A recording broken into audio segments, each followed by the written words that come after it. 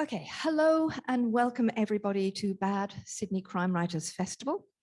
And so lovely to see you here in the room. And welcome also to all of those who are with us on Zoom, including those throughout New South Wales who are watching from your local library or from home, courtesy of your local library. I'd like to begin by acknowledging the Gadigal people of the Eora Nation as the traditional owners of this land and pay respect to their elders past, present and emerging. I'm Sue Turnbull, quite obviously not Tony Birch. Sadly, Tony's had to deal with a very sad family situation and was unable to come and join us. But Garry and I have worked out strategies to acknowledge Tony and some of the discussion that we hoped might take place between the two of them. So with any luck, we'll compensate, hopefully, for that disappointment. First, a few housekeeping announcements. We're following the COVID protocols. We're all double vaxxed. We're all checked in with our QR codes. And please keep your mask on, except when eating or drinking. And for the speakers, that works too, except when we're on stage. Restricted numbers in the room because of social distancing, and hand sanitizer at the doors. And if anybody is feeling unwell, please let the organizers, a volunteer, know. Mobile phones muted. Don't record the session. If you're taking photos, please don't use flash. Our social media is @BadCrimeSydney and #BadCrimeSydney if you feel up to tweeting. And we'll have some time for questions after our conversation. And if you're joining us on Zoom, please send your questions through using the chat function and they will be relayed to us here on the floor. So don't hesitate if you're on Zoom, do join in the conversation. Okay.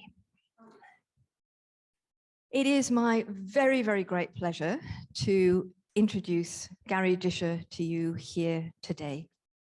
We're thrilled to have him with us. We had him sort of with us in this room last year, but the internet was unstable. The sound wasn't terribly good. It was all a bit frustrating, but the quality of what Garry was saying was wonderful. We just couldn't hear it terribly well. So you've got the chance to make that all better this time around, Garry. And I suspect everyone in this room will have read a Garry Disher. How many have read the most recent one? Yep, a few of those. Hands up. Make a thoughtful Christmas present. A thoughtful Christmas present. What about the Wyatt series? Hands up if you've read Wyatt. Fabulous. Hands up if you're a fan of Hirsch. They're here too. The Mornington Peninsula series. Yep. I think we've got them covered. What about the standalones? Because this is a standalone. Oh yeah, we've got standalones here too. So Garry, it's been an extraordinary career. You've won so many awards and so many prizes, and you're huge in Germany. I don't know if you know that, but Garry is. You've won some sort of German prize too, haven't you? Yeah, I've won 4 German Best Novel Awards. I'm still bewildered. What do you think what is it about the German audience that have picked up on you? I don't know about me, but nationally, they're very keen readers, keen book buyers, and there's no sort of cultural cringe involved. They're very open to literature from overseas. I suppose there's perhaps the exotic appeal too, but I would think that the exotic Australian setting wouldn't travel unless there were international, universal themes, I'm trying to say, because all crime novels are about love and hate and betrayal, and they travel everywhere. So, but for whatever reason, they like my books. Which is great. And then, of course, there's, as you said, the exotic setting, and we'll be talking about setting quite a lot later on. But I did say that we would acknowledge that initially you were going to be talking to Tony Birch. And I wondered if you'd like to tell us because you've read his short stories, his most recent short story collection. And I was really intrigued about the possibilities of that conversation between someone who is identified as an Indigenous literary author, and Garry, who comes from a very different section of the literary world. And we'll talk about that. But well, I would like to have asked Tony a couple of things. One is Hemingway's iceberg analogy. I don't know if you know it, but Ernest Hemingway said that the movement of a short story is like an iceberg, that there's only 1/10 showing above the surface and 9/10 under the surface, but still an essential part of the whole. And I was reminded of that when I read the short story collection, that on the surface, just some very simple things are happening, simple conversations or simple interactions about people, but underneath you have a sense of unspoken heartache for whatever or whatever else it might be. So I was struck by that in those stories, and I'd like to have talked to him about dirty realism. Dirty realism has probably had its day, but it was very influential when I started writing short fiction. An American movement popularized, I suppose, by Raymond Carver, Richard Ford, Bobby Ann Mason, Tobias Wolff, and some of those people, whose subject matter was ordinary people, but probably working class, struggling lower middle class, trying to better themselves, trying to make sense of a baffling situation they found themselves in, trying to battle through. And Tony's stories are a bit like that. But dirty realism had a bit of a bad name in Australia because it was mistaken for inner suburban group household grunge drug-taking fiction, but it wasn't that at all. Someone used dirty realism as a label, which is perhaps an unfortunate label, but it's about ordinary people struggling to make sense of their lives, and Tony's stories like that. And I think perhaps it appeals to me too, because a lot of the characters I write about are ordinary people who've stuffed up in some way. I'm not writing about super villains ever. I'm just writing about people who are struggling, and often they get it wrong, and the repercussions of that. And actually, there are two questions that come out of that for me, which is, does the iceberg analogy apply to your books as well? I think it does. I started my career as a short story writer. I probably published 40-odd short stories in literary magazines before I wrote my first novel. And implication and suggestion are the big strengths of short stories. And I think I still use those techniques in the longer works, the novels, that there are things going on underneath the surface that are hinted at by body language, by conversation, and so on.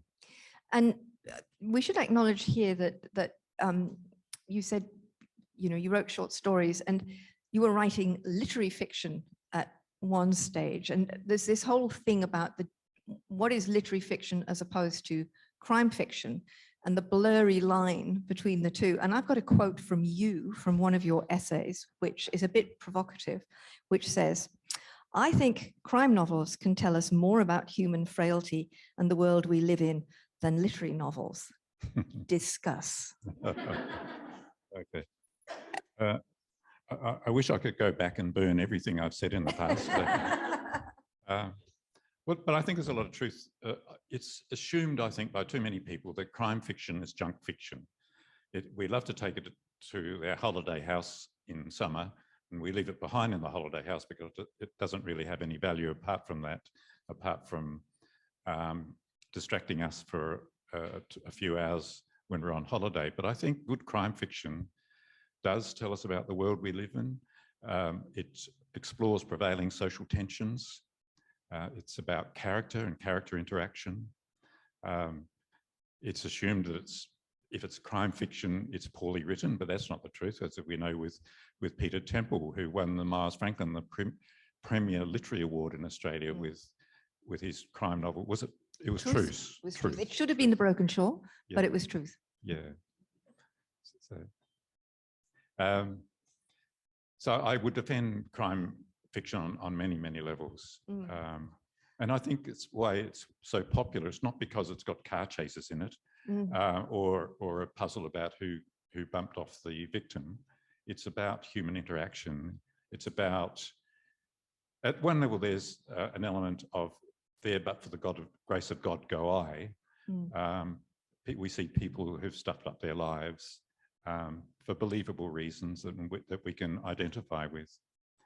And there's been a big shift in crime fiction too, from the early days of Agatha Christie and those hard-boiled Los Angeles private eye novels, where the main character was a cipher, really. It's been said that Agatha Christie's Miss Marple was a super reasoning machine. She had no social context. But with Sarah Paretsky and other writers like her in the 80s and 90s, suddenly we had crime main characters who were like us. Crucially, they're not us, because they tread where we fear to tread. But they had messy love lives. They had stale cheese in the fridge. They were concerned about the welfare of their aged parents and so on. So that was a big shift in crime fiction, I think. And that's another reason why it's appealing, because we can relate to the characters and what's going on. And we were just having a little chat before we started here, because I have an ongoing kind of vendetta with the Melbourne, and he writes for the Australian, Peter Craven, who only ever refers to crime fiction as quality trash. And I've just had so many conversations with him and debates with him in my head about that whole thing that he's devoted to the classics, and he cannot see that we're actually producing contemporary classics, that The Broken Shore is a contemporary classic, and that you know, many of your books I think would qualify. Bitter Wash Road is one of my absolute favorites of yours. Oh, thank you. Which was the first of the Hirsch series, I think, of capturing a particular moment in time. Let's come to the latest book, because it's actually a return to the Mornington Peninsula. And I want to ask you a question, Garry. Where's home for you? It's near a little town called Balnarring on the Mornington Peninsula, less than an hour and a half from the city, depending on traffic. It's on the side of the peninsula that's not so busy in summer. The Portsea, Sorrento, Mount Martha, Mount Eliza side of the peninsula, the bay suburbs are to be avoided in summer, but I'm on the other side, the Western Port side, which is very quiet and low key in summer. I live on a dirt road about 7 or 8 minutes drive from the beach, and I walk on the beach every day. And I had to walk on the beach with new eyes when I wrote this book, because I took the beach, well, I've never taken the beach for granted. It's different every day, but I realized I wasn't seeing things. And so when I started this book, I walked with fresher eyes, I suppose. I don't often do this. Do you think you could do it? Could you read the first paragraph of that chapter? About the beach. So it's Christmas morning. Charlie was on the beach at 6:15. So was everyone else, the older locals anyway, many of whom he hadn't seen since he was a kid. All were carrying themselves with a kind of benign, slow-moving grace as they blessed the day and each other. The murmurs and the stillness, the hazy colours along the horizon, and the perfect glass-like water. Charlie hated to breach it, so he didn't go in, just stood there on the sand with his towel. The beach as a cathedral, he thought. Morning prayers and benedictions. Usually the beach was implicit with loss. Lost coins, lost jewelry, lost virginity, lost lives. Sandcastles, footprints, and hopscotch ladders lost to the clawing tidewater. I reread that again the other night, and I just thought that was just such a beautiful and poignant evocation of the beach and beach culture. So this is a standalone, and you return to the Mornington Peninsula after being with Hirsch in South Australia for a period of time, which is also home too, isn't it? Yes, it's wheat and wool country, halfway between Adelaide and the Flinders Ranges. It's where I grew up and where I still have family. But you decided to come back to the Mornington Peninsula. Yeah, well, My publisher badly wanted another Hirsch straight away after Consolation, but I had to resist him. Lovely bloke, but I had to resist him. I needed a break from Hirsch. I often do with books. I like to push up my own boundaries, but I like to try different things from year to year too. So I didn't want to write another big city novel like perhaps Under the Cold Bright Lights, which is set in Melbourne.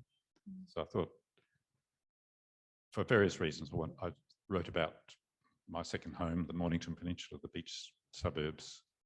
So for those who haven't read the book, could you just give us a little synopsis of what engages you? You've written somewhere else that every book, every mystery begins with a question, or every story begins with a question. What's the question here?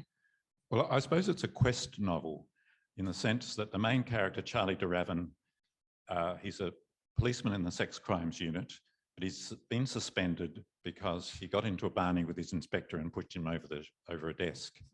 So he's on suspension. His marriage is broken up, and he's gone back to the little shack at the beach where he grew up. And his father has since left there, but it's still in the family. And he's got time on his hands now, and he wants to solve the mystery of his mother's disappearance 20 years ago. At the same time, a little boy who'd been bullied at school camp had run away from the camp and is also missing. So no bodies, just two missing people, coincidentally at that time. And so he sets out as a quest to work out what might have happened to his mother, because for 20 years, his father has been the chief suspect. Everyone thinks that his mother was murdered and murdered by his father, and he's keen to prove his innocence. I got the idea from I get a lot of ideas from newspapers. I'm not interested ever in writing about the crime that the newspaper article was about. I use it as a springboard. But there was a story a few years ago in Melbourne of an elderly man taken to trial for the murder of his wife 20 years earlier, and there was a body and all the rest of it, but not enough evidence at the time.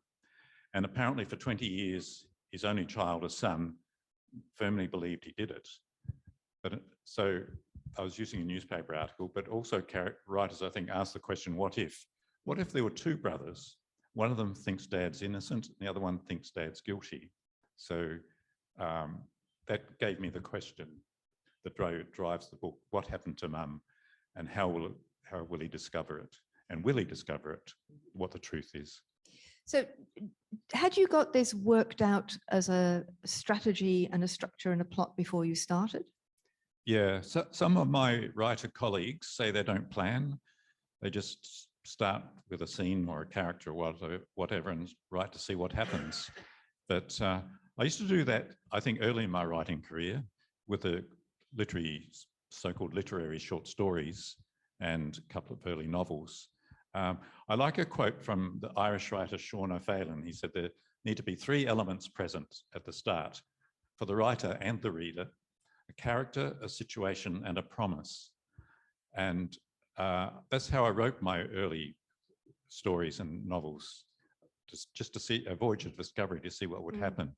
And I tried that with the first crime novel, a Wyatt novel, and it was a dismal failure. I had my character written into a corner and I didn't know how to get him out of it. I was relying on coincidence.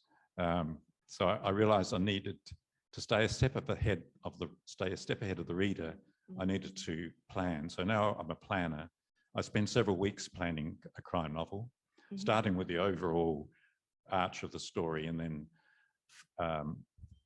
refining it, and they will be the stages, and then refining it further, and they will be the chapters. That's how I write them. So you've actually, before you start, you've got a pretty good idea of how it's going to proceed and unfold, because you've got two time frames here that you're also dealing with. Yeah, I have the whole book in my head before I start, basically. But yeah, it's written on two time frames, so that the early couple of chapters, or like 5 or 6 short chapters, are set 20 years ago when Charlie's mother disappears and the little boy disappears from camp. And then we jump forward 20 years. Charlie's older and wiser, and part of the tension for Charlie is that he can't work as a cop now. He's on suspension. He wants to investigate, but he can't use the techniques that an ordinary cop or private detective can use because he's got no power anymore. So I'm interested in conflict for characters. What's holding them back? What's restricting them? It's also interesting too, and we were talking to Sarah Bailey this morning, and she was talking about writing something in 2005 when there weren't any platforms and there weren't this, that, and the other. There's a whole way in which policing has changed as a result of technology, and it's whether you're on top of that or whether you go back in time to avoid it. It is a bit of a fraught issue for me, the role of technology in policing, particularly with the Wyatt novels, because Wyatt, if you don't know the Wyatt novels, these are crime from the inside novels. They're caper novels. The main character is not a cop, he's a crook. A crook. He robs banks and payroll vans. And it's a struggle for me as a writer in, say, 2021. How do I have Wyatt pulling off a high-tech robbery when, I need to spend several years researching how this high-tech would work, yes, to be able to write it into the novel. So I think if I write another Wyatt novel, it'll have to be something simple that he steals. And I met that challenge with the one that's set in Noosa. He just breaks into a house and steals a painting, but I can't see him robbing a bank anymore. It's too high tech. There's too many security cameras. You'd have to take those out first. I know. It gets very complicated. Wyatt, of course, we've had quite a few conversations over the years, and I remember talking about Wyatt because he was inspired by the crime novels of Donald Westlake. That's right, yeah. Richard Stark, as he was called, his writing name for the Parker novels. Yeah. So was that the inspiration for you to start writing crime? The desire to emulate a particular style or a particular... not to write crime per se, no. I knew I always wanted to write crime because I loved reading it so much. But at the time, I was very, very fond of the Parker novels. I think there are about 15 of them. And Parker is a very hard-boiled, he robs banks of payroll vans or coin collections from coin shows or whatever it might be. So. And the Wyatt books are morally very ambiguous, aren't they? Because you're in this situation where you've got to get, your reader has to be on side with Wyatt, but Wyatt's a crook. So how do you position the reader in relation to a character like that? I do get letters from readers saying, I don't approve of Wyatt, but I want him to win. So I think the books are tapping into that desire in us to pull the perfect crime. We've all, there's always someone we've wanted to bump off because they've done us wrong, or we'd like to pull the perfect robbery. We don't, of course. But I think these books tap into that desire. But also at one level, Wyatt has to be a decent character. He'll kill people if they've double-crossed him. He's a killer. He's a very meticulous, cold, calculating planner of his robberies. But, he's got certain standards. He's not a thrill killer. He won't deal with drugs, which makes these books totally implausible because that's where the big money is. So that was important to me too. But a rule of thumb for writing fiction is that you get to know your characters very well before you start to write. But I don't with Wyatt. He's a cipher. I have much more fun as a writer with the minor characters because they're fuckwits, a lot of them, and I have a great deal of fun with them. But Wyatt, we don't learn much about him. If I were to reveal that Wyatt had a bully as a father, that he grew up in a broken home, suddenly Wyatt is vulnerable and Wyatt's not Wyatt anymore. So we never, ever learn much about him. There might be little touches. For example, in one of the books, I can't remember which one it is now, a job goes wrong and a female accomplice is shot in the head. Not fatally, but she's in a bit of a bad way. And Wyatt, being Wyatt, isn't looking after her and nursing her because she's injured necessarily. is because if he leaves her behind, the police will grab her and learn about the case. But at the same time, he has got this injured woman with him, and they hold up in a flat, and she goes to have a shower, wash her hair or something, and he senses that she's struggling because she's been shot in the head, a grazing blow. So he goes in and helps her wash her hair. So, but that's about as much as we learn about the soft side of Wyatt. But it's such a compelling scene. I do remember that scene, and you think, oh God, he's human too. I think I love him. You know, we kind of like the bad guys, you know, but because he is honorable in a way. Yeah. You know, he's not a fuckwit, and he's not dishonorable, but it's an honor among thieves, right? Yeah. Completely. So Chalice and Destry, it was Hal Chalice who came first, wasn't it? In the series that originally were on the Mornington Peninsula. That's right, yeah. So that was a shift into a police procedural, and The Dragon Man was the first one. That's right, yeah. That was, I'm thinking it was mid-90s, and it was around the time that we were getting a lot of serial killer. That was the wave that was coming through then. Yeah.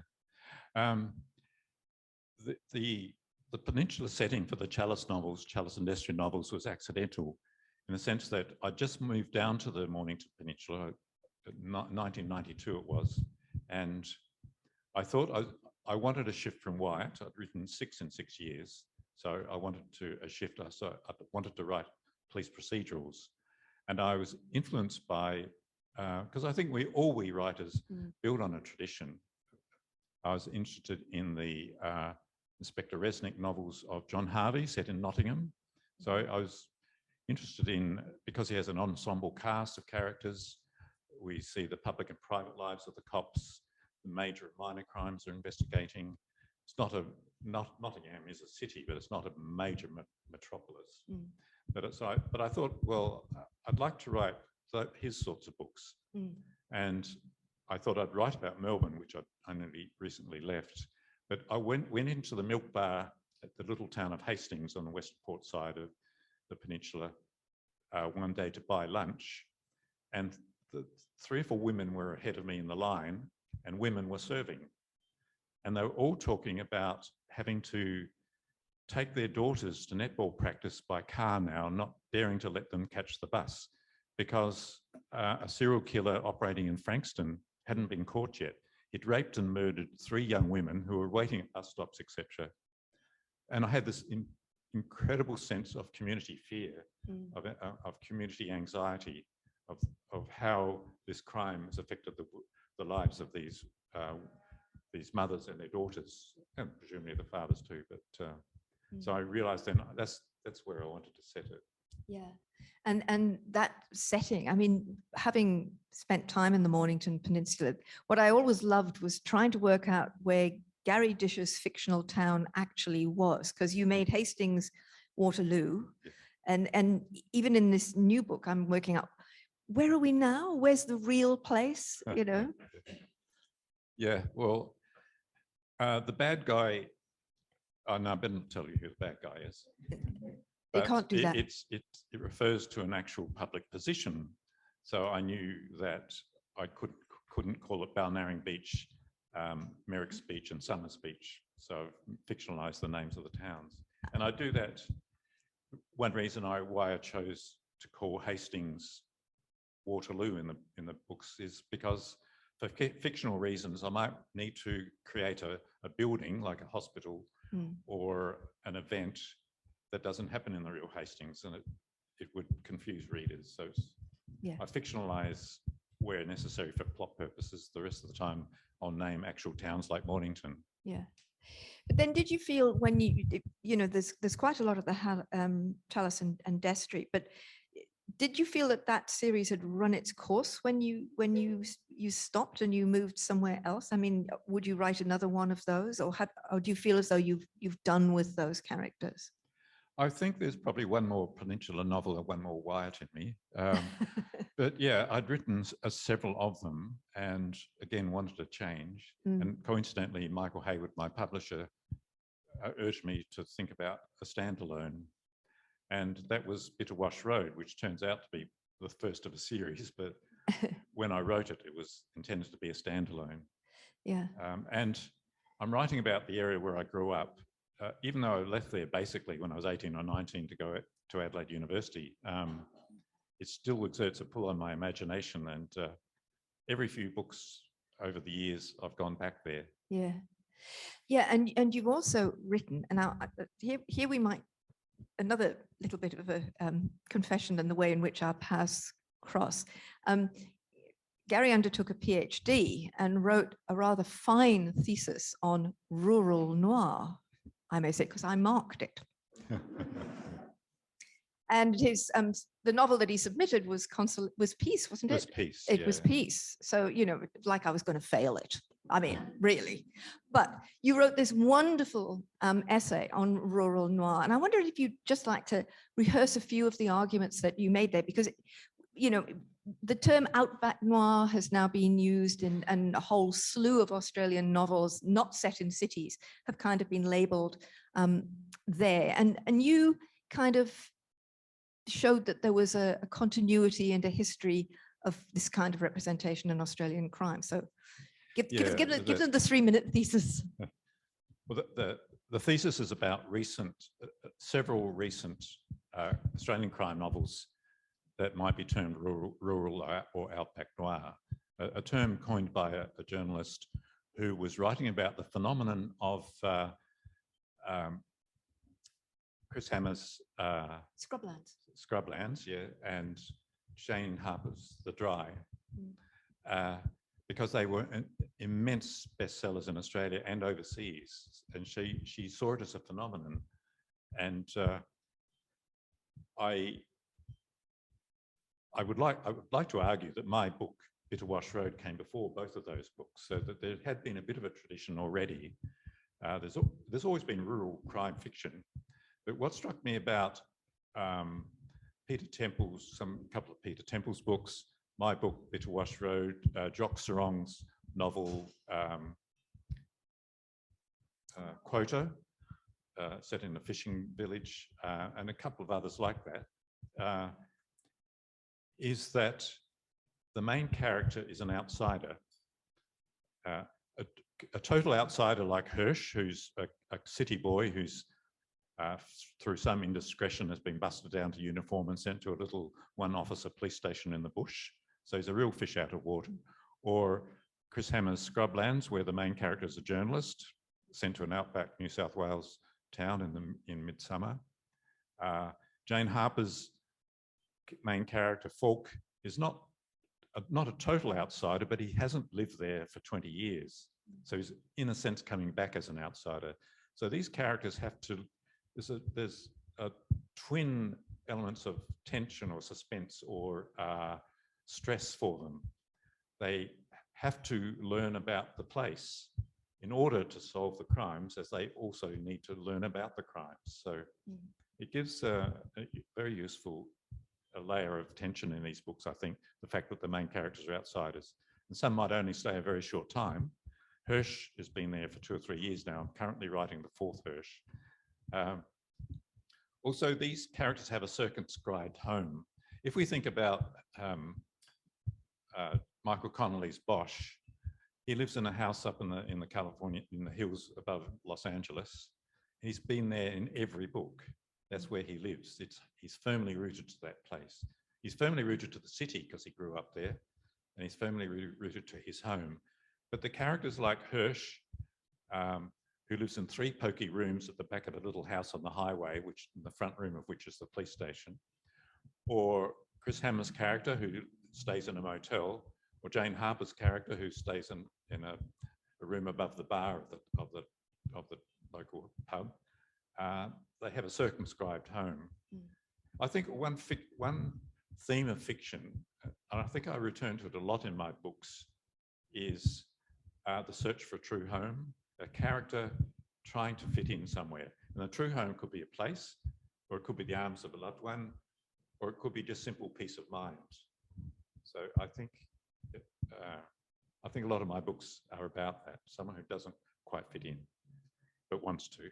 but wants to. And you've got that interesting situation which of being an insider. Let's say that we're talking about the Hirsch novels. You know, was it Borough, the town that is? Yes, Borough? yeah.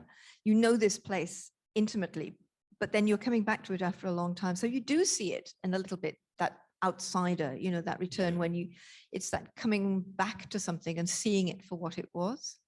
Yeah, I have often thought over the years, since the first Hirsch novel, what sort of book would I have written if I lived there all this time and had never moved away? But yeah, like the place exerts a pull on my imagination. I can see it and I can smell it. But each time I do go back, I'm seeing fresh things. I've seen the changes over the years. So another fourth Hirsch is on the way? Yeah. Okay, now I came across, I want to talk to Garry about his writing, because we know you walk on the beach every day. Do you do it first thing in the morning or middle of the day? Middle of the day, yeah.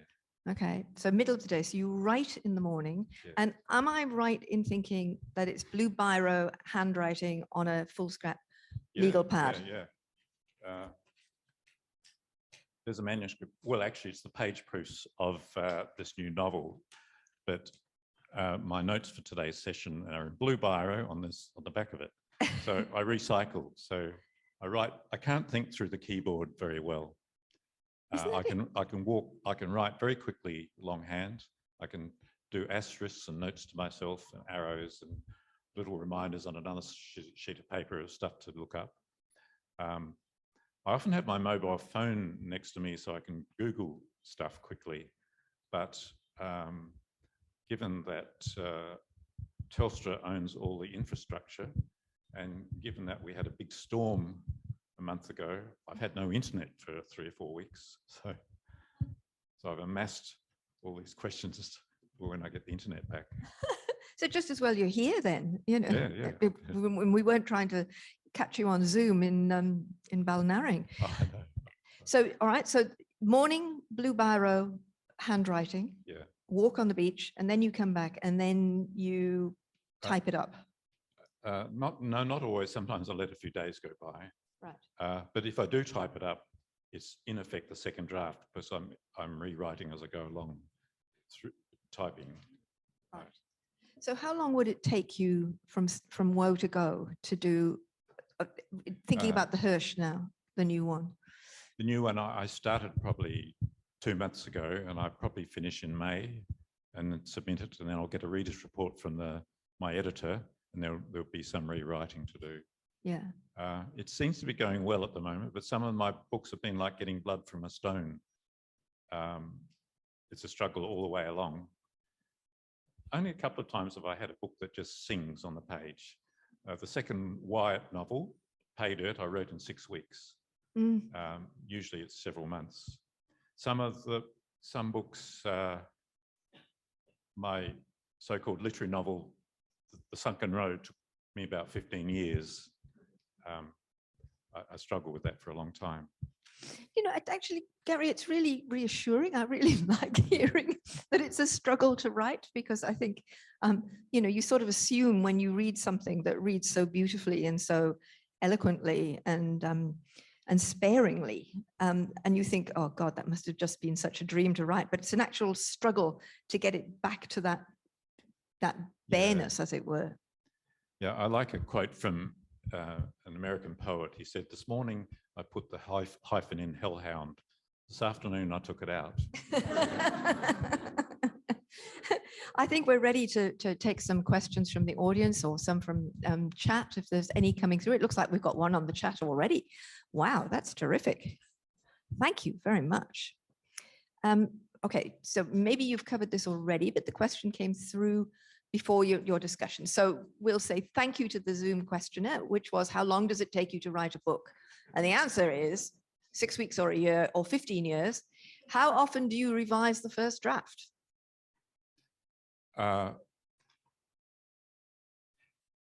Yeah, so there are two main drafts, the handwritten one and the one I type, and then I print it out, and a lot of the editing then will be fiddly stuff. Yeah. Every now and again, though, there'll be I might make a major structural change. But usually by the time my editor gets it, and that'll be perhaps by the 4th or 5th draft, by the time my editor gets it, it doesn't need an enormous amount of work. Most of her editing is getting me to tighten up sentences or to flesh out a scene, that sort of thing.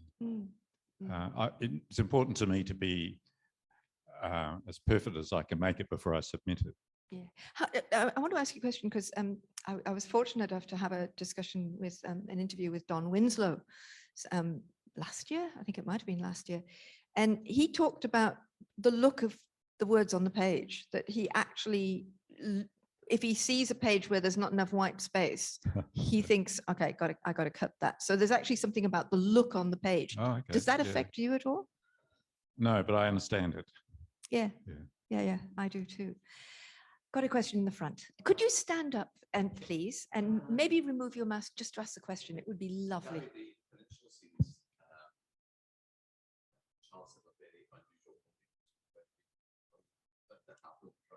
Yeah. Okay, no. Hang on. I just need to repeat. The question is about the Charles renovating the de Havilland Dragon in the Peninsula books, and is that an autobiographical moment? Only in the sense that I loved making model planes when I was a kid. And when I moved down to the peninsula, a nearby town, Tyab, has a little airfield. And it has not an annual air show, but every 2 or 3 years they'll have an air show. And often it's vintage aircraft that will be on show. And I saw a de Havilland Rapide, or Rapide, I'm not sure how they pronounced it back then. And I thought, what a lovely looking old plane. And I could see Hal Chalice renovating it, restoring it, because that was happening in some of the hangars around this airfield, old planes being restored. That's where that came from. Lovely. Okay, we've got another one at the back. If you could stand up and... Thank you. Hello. Lorraine Peck. Oh, hi, Lorraine.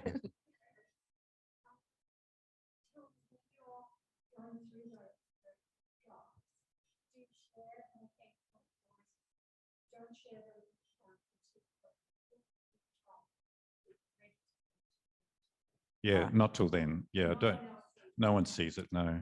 So the question is, does Garry share his drafts? And the answer is... No. A couple of times I've shown the final draft before it goes to the publisher to a couple of friends over the years, but generally not. Okay. Okay, we've got another question coming in. This is exciting. What was... could I just... Yeah, go. On that subject, I would only ever show a draft to someone whose opinion I trusted and valued. Yeah. I wouldn't show it to my mum, for example. Don't show it to a loved one who's going to automatically praise it. You want someone who will give you good, hard feedback. Sorry. Yeah, my son should listen to that. I get wrong when I give him good, hard feedback. You're my mother. Okay. What was the biggest challenge to change from writing short stories to writing novels? Yeah, that's a really good question. My impulse to write novels came out of the fact that I couldn't afford to write short stories. I might spend several weeks on a short story, send it off to a magazine, it might get published, I might get a check for $100, or I might just simply get a free copy of the magazine. And I couldn't exist for very long as a writer doing that. So that's, and I suppose I was guilty of that feeling of new writers that the pinnacle is the novel. I don't think that anymore. I think the pinnacle of fiction writing is the short story. That's the ultimate to me, is a perfect short story. If you read anything by Alice Munro, for example, wonderful short stories, or William Trevor, or any of those people. As it so happened, when I started writing Steal Away, which is my first novel, it was published by HarperCollins, Angus and Robertson, it was called back then, which is now a book chain, but it was a publisher. I had been reading contemporary American fiction, And a lot of their novels, well, the few that I read back then, were little episodic, little fragmentary novels built around fragments. There's an American writer called Evan, I think it's Evan Connell. He wrote 2 novels called Mr. Bridge and Mrs. Bridge. And they're like little snippets, little scenes. Some might be 2 pages long, some might only be a sentence long or a paragraph line long. They were like little stories, really. So in a sense, I was writing short stories, moving from then to writing a novel that was in fact a lot of little short stories or little scenes, little snippets, before I wrote a so-called proper novel. I like that, a proper novel. Okay, we've got another question that came through the Zoom. This is an interesting one, Garry. How do you form the female characters? I don't know. I'll have to say that I don't have many male friends. I feel uncomfortable in the company of men, often. Most of my friends are women, and I like their company. I like listening to them. When I wrote The Sunken Road, which is also set in the wheat and wool country of the mid-north of South Australia, it's not a crime novel, it's a literary novel.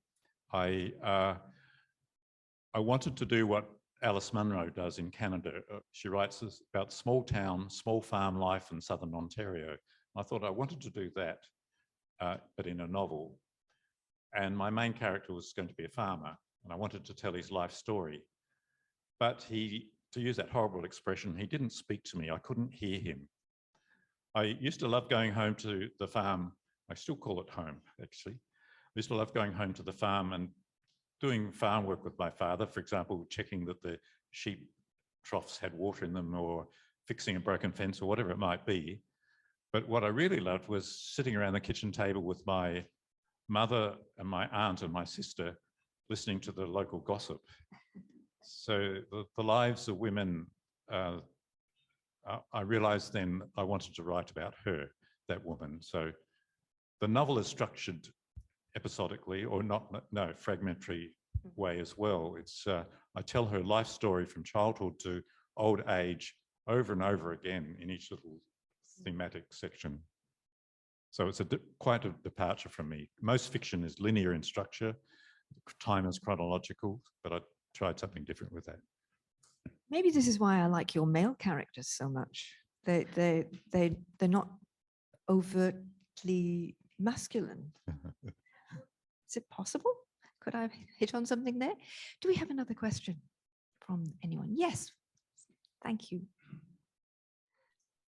Okay, just a moment. I'll just repeat that very briefly. It's a lovely question, but it just goes to, how do you understand how the cops work? Well, I should say that some of it I simply make up. For example, Inspector Chalice, realistically, he wouldn't be an inspector in a small regional police station. He'd be a senior sergeant probably. But having said that, the Hirsch novels, I was drawing on my brother. My brother was a policeman. He's retired now, but he was a country cop. He tried to work on the farm with my father, but they had a great personality clash. So he became a cop, and he worked in outback towns, far distant outback dusty town. So he's terrific to pick his brains. When I wrote the Peninsula novels, I went to the local police, and I think the police often feel maligned, so they like it if someone shows a serious interest in what they're doing. So the police at the Hastings police station, there's a big uniform branch. It was also a training police station, so there were police cadets there. There was, small civilian staff, and a little CID. It's called CIU now, I think, of 4 detectives. So I got a glimpse from that, but a lot of stuff I make up, and probably I hope I don't get it wrong. But and newspapers. I've been collecting newspaper clippings for years and years and years that tell me something about police culture. the bullying culture, the treatment of female cops, corruption, whatever it might be, not because I want to stick the boot into the cops, but it gives me a sense of ordinary, fallible human beings and how that fallibility might show itself in a police force. Have you ever had any feedback from the police in the Mornington Peninsula? Do they read your books? I don't know if they do, but I've had a couple of cops over the years say that they like the books. I'm not sure about the Peninsula cops though. Okay, do we have another question? Okay, the question is about Cold Bright Lights and the character of Alan All, and whether he and the fact that he transgressed, he crossed over and presented a very much more morally complex character. And would you return to Alan? Yeah, okay, good question.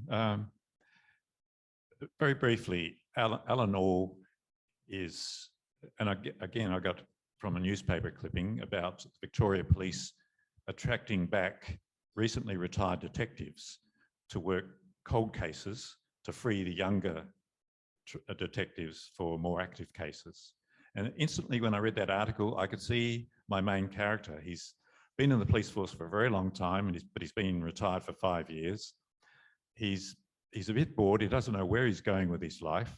He lives in a complicated situation, a big old house in a Melbourne, with his daughter lives in one bedroom. His wife sometimes lives in another bedroom, and some other transients come and go. And I instantly saw him in my head when I read that newspaper clipping. So I had my main character there already. We see all through the book, you know, it's a police procedural in the sense that he solves some cold cases. We see him investigating cold cases, but one of the transients in his house, in a little suite of rooms at the back, is one of those old tumble down 2 or 3 story tenement houses you find in Carlton and North Carlton. He takes in a woman who's fled a violent husband with her daughter and is going through family court case. And Alan All is helping her out. He takes in the waifs and strays, if you like, and helps them out in their personal lives if he can. And this situation for this poor woman gets even worse. And he finds himself committing an ultimate step into the dark side, yeah. I had to ask myself though, is he like that all the way through when I first started the book? And I decided no, which meant then the pressure on me as a writer to get the reader to believe that he would take this ultimate step. Mm. So I just tighten the screws, really. Yeah, that's it. Making the reader believe, yeah. And you do that so well in your books. I mean, Hirsch is so real to me. I don't know if people who are fans of the Hirsch, the place, but it's the way in which you render the places real, you know, the observations, the people on the beach that we see on the Mornington Peninsula. It's that extraordinary sense of place that you have. This is my last question to you. When you're writing a crime novel, obviously there is the character, there is the story, but then there is the place. What do you think gives you more pleasure, writing the people or the place? I think writing the people. Yeah, I think characters matter more than plot. But I would say that many new writers, and I used to teach creative writing for many years. Many new writers don't pay any attention to the setting, that in their books, in their stories, their manuscript drafts, the setting is static. And in their heads as creative beings, the setting is static. Okay, 2 characters are having an argument in a lounge room about the state of their marriage. Okay, I better depict the lounge room. Okay, well, the curtains are drawn, the television's off. That's enough. But to me, as a writer, that's never enough. That the place, it could be a room, it could even be Hirsch behind the steering wheel of his police Hilux. will say something about the character, and there's something about character interactions, something about the plot, and will influence them where necessary. So the setting is always vital. Yeah. But I'm probably mainly interested in the interactions of characters. Yeah. But I think I've said this before, and I probably said it a year ago with this session. I was fortunate early in my career. I had a few short stories published and applied for a creative writing scholarship to Stanford University in California, near San Francisco. And I was fortunate to win this scholarship, and I thought I'd jump in the deep end and give a short story to be workshopped. And it was a simple short story about a young woman going into a pub, seeing her ex-boyfriend across the other side of the pub. And it's a very internal story. She decides, no, she's moved on. She's not going to go and see him. So it's a very slow-moving internal story with a subtle shift in the character's perception at the end. No, there doesn't have to be a car chase. And the story got pulled apart by the class. There were there were only about 12 in the class. A woman aged in her 60s was the oldest, and a kid from New York, aged 19, was the youngest. And I was, I suppose, mid-20s then. And a woman in the class whose opinion I trusted, she'd had several short stories published by the New Yorker, which was the pinnacle of achievement if you're a writer in the United States, well, even outside the United States. I think Frank Morehouse even writes about trying to get a story into the New Yorker. She said, your writing suffers from sensory deprivation. And I was quite crushed, and I didn't know what she meant. So I took her to the pub, and she said that good writing makes pictures in the head. And the way to do that is to appeal to the reader's senses. She said, everything is in your head probably, but it's not on the page yet. I don't know what that young woman looks like. I can't hear the jukebox in the corner. I can't smell the cigarette smoke, the layers of cigarette smoke in the bar. I can't taste the salt on the pretzels, etc. So it was the best, most powerful bit of creative writing advice I'd ever got. So now when I'm describing places and even people, I try to appeal to the reader's senses, because I think it brings them into the scene. If they can hear the sounds, if they can see the light quality, if they can smell what prevailing odors on the wind or whatever, it brings them into it, into the scene. Garry Disher, you have brought us all into your craft and your novels, and we are extraordinarily grateful to you for sharing all that information and that intelligence and all those amazing books that you have written over the years. Thank you so much. Join with